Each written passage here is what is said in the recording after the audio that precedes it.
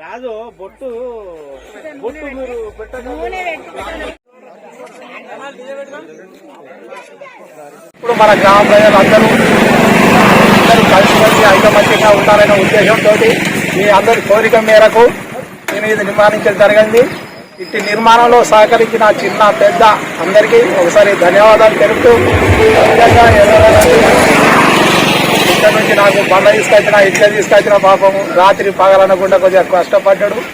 అదే విధంగా రాజు మన ఎల్లకాలం మన గ్రామంలో మన అంబేద్కర్ గారిని ప్రారంభించుకోవడం జరిగింది.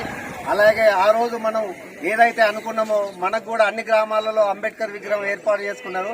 మన గ్రామంలో కూడా అంబేద్కర్ విగ్రహాన్ని ఏర్పాటు చేసుకోవాలనే సంకల్పంతో మనందరం ఏకదాటిగా సమావేశమై ఒక ఉన్నటువంటి ఆ రోజు ఎవరైతే సమావేశానికి హాజరైనరో వాళ్ళందరి తరపున మా తరపున కృతజ్ఞతలు ధన్యవాదాలు తెలుపు.